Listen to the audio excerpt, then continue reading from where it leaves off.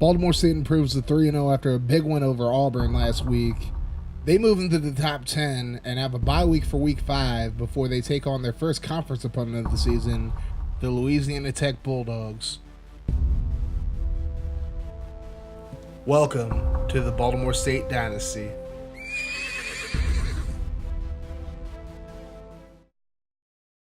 Baltimore State heads into Auburn to take on the Tigers. Auburn really struggling so far this season, and they look to turn their fortunes around against Baltimore State. Here's the first quarter action. Josh Seymour on the counter gets into the end zone for a 10-yard touchdown run. 7-3 Baltimore State lead. Late in the first quarter, here's Victor Hayes, throws a screen pass, but he's intercepted. Isaiah Kegler going to take this all the way for a pick six. Now 14-7 lead as we end the first quarter. Second quarter action now. Here's Franklin Jones going to throw left side, and it's intercepted. Peters gets his hands on it. Jones has had a pretty good season so far, not throwing picks, but he throws a big one right there. Auburn football now 2nd and 1. Hayes going to throw it short to Collins. Collins going to get the first down a little bit more, and Auburn will settle for a field goal, 14-7. Late in the second now. Jones going to find Carlos Starks. Starks gets inside the 20. Baltimore State kicks a field goal to end the first half, 17-6. Early in the third quarter, it's 3rd and 6. Jones over the middle to Starks. Starks hit hard and he fumbles the football, picked up by Auburn. So now the Tigers have a chance to make this a ball game, but they do nothing with it. Now Baltimore State football, 3rd and 14. Jones throws right side to Starks. Starks makes the catch, gets out of bounds at about the 14. Now 1st and 10, hand off to Seymour again. Seymour gets outside, and he's going to get into the end zone. 15-yard touchdown run for Josh Seymour. So now it's 24-6. Now here's Hayes, throws left side, and he's intercepted by Deontay Muhammad. That's Hayes' second interception thrown of the game. And Baltimore State looking to break this game wide open now. And now it's late in the third quarter, 3rd and 8. Jones going to throw quickly to Todd Renner, the tight end. Renner gets into the end zone for a touchdown. It's 31-6 now. And then fourth quarter action, Jones going to air it out to Javier Harewood, who makes the catch. Baltimore State wins this one 38-13, just blowing out Auburn, who drops to 0-3 on the season. So now Baltimore State into their bye week now before they take on Louisiana Tech next week. So we're going to look at the stats so far through 3 games. Franklin Jones, 8 touchdowns, 2 interceptions. Josh Seymour has 3 touchdowns on the ground, over 300 yards as well. So he's averaging over 100 yards a game, which is pretty good. Carlos Starks, 22 receptions, 309 yards, and 2 touchdowns so far this season. He's having a great year. Shelton Bentley with 9 pancakes.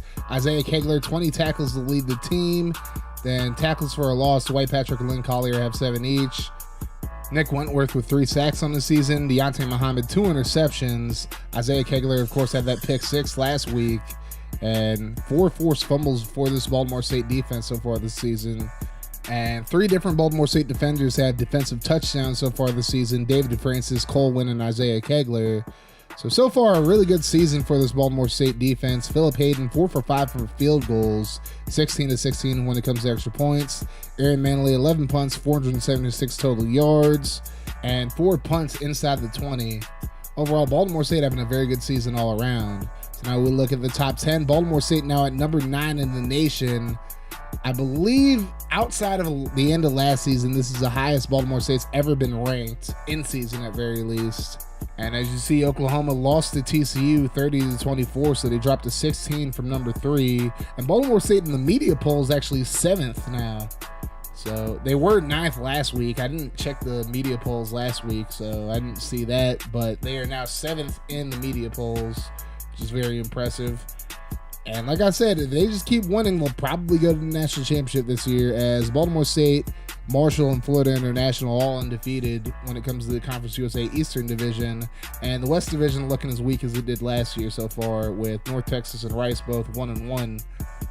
I'm going to be doing a recruiting special. That's why I'm not showing recruiting in this video.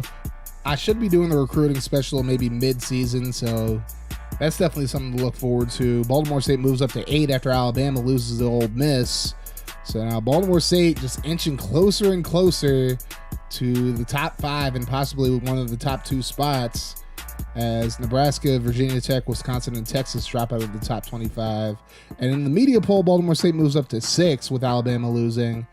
So Baltimore State they're starting to become a household name. I mean, they're a Conference USA team, so the slightest slip up that they make anywhere between now and the end of the regular season, or even the conference championship game, could cost them their chance at making it to the national championship game.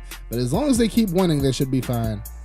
Up next, we take on Louisiana Tech, possibly our biggest rivals in the conference. They're sitting at 0-4 right now, 0-1 in the conference.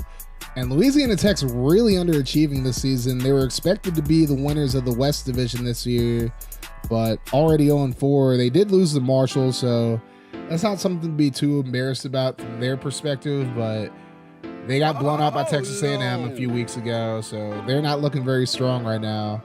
And look at J.R. Belton's stats right now. 3 touchdowns and 8 interceptions so far through 4 games. That, I mean, his expectations have to be a lot higher than that, so he's really underachieving so far this season.